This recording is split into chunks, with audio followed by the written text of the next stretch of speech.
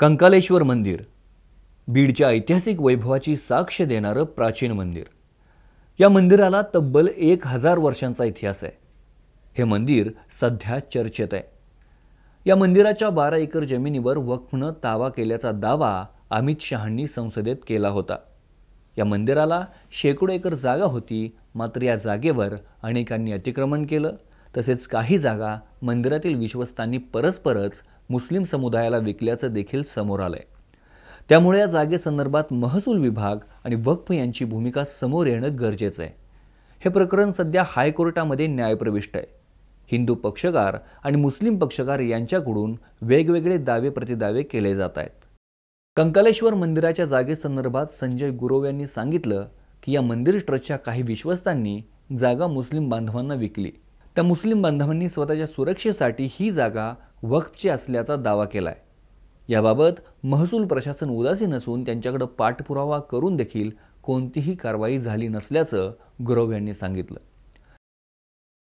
याबाबत प्रशासनाने तातडीने कार्यवाही करून ही जागा मोकळी करून द्यावी असं त्यांनी म्हटलंय।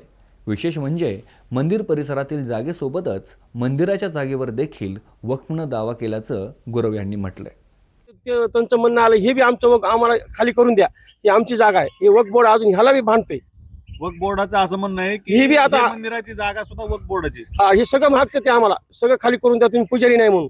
आणि हेच रणजित सिंह चव्हाणचं त्याला सपोर्ट केलेला आणि भांडण लावून दिले, ती बाजूला हटले। ओके, म्हणजे एक आहे का, म्हणजे तुमचं असं म्हणणं आहे की ती 12 एकर जागा तर आता वक्फ बोर्डाने घेतलीच आहे, ताब्यात घेतली। मंदिराच्या जागेवर सुद्धा दावा केलाय। हा, ही जागा बाजू जागा ती बी आमचीच आहे म्हणतात, ही बी खाली करा आम्हाला, हे करा सादेक इथं सादेक सफदर आली म्हणून ते म्हणतो ही बी जागा आमची आहे, ही बी खाली करा। ओके, हा, ही बी अशा संदर्भात जागा न्यायालयात चालू आहे ना।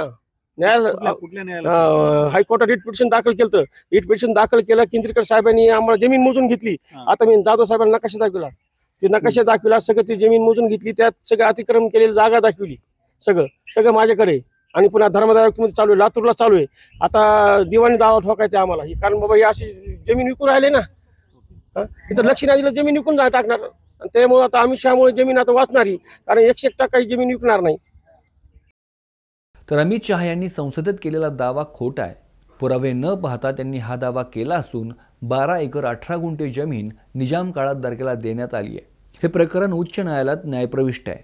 अमित शहा यांनी चुकीच्या माहितीच्या आधारे खोटा दावा करू नये आणि वातावरण बिघडू नये अशी मागणी देखील मुस्लिम पक्षकार सज्जाद अली खान यांनी आणि त्यांच्या कुटुंबाने केली आहे।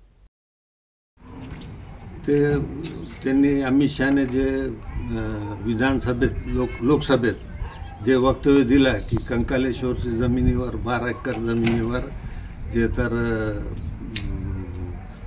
वक्फ बोर्डने ताबा घेतलेला आहे ते खोटं आहे। नेमकं काय पुरावे तुमच्याकडे आणि काय हा नेमका कुणाची प्रॉपर्टी आहे, काय ह्याची वस्तुस्थिती?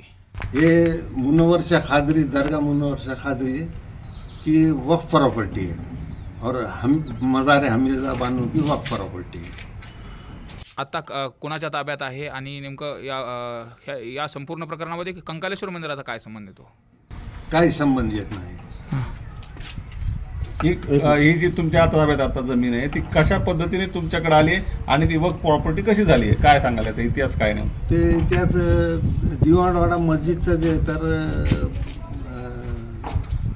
फिरोज शाह तुगलकने खरेदी करून, जैन समाजाकडून खरेदी करून ते मुनव्वर शाह खादरी दर्ग्याला वक्फ केलेलं आहे, शिवाय नामदेन म्हणून। त्याचे सर्वे नंबर आहे 92, 12 एकर 22 गुंठे आणि सर्वे नंबर 89, 2 एकर 27 गुंठे, जे अनधिकृतरित्या सुनील मनोहरराव बोर्डे यांनी खरेदी घेतलेली आहे संस्थेकडून। त्यामुळे आता या मंदिर परिसरातील तसेच मंदिराच्या जागेचा तिढा कधी सुटणार असा प्रश्न निर्माण झालाय। त्यामुळे या मंदिराच्या जागेचा तिढा कधी सुटणार असा प्रश्न निर्माण झालाय। बीडहून दीपक जाधव, महाराष्ट्र टाइम्स ऑनलाइन।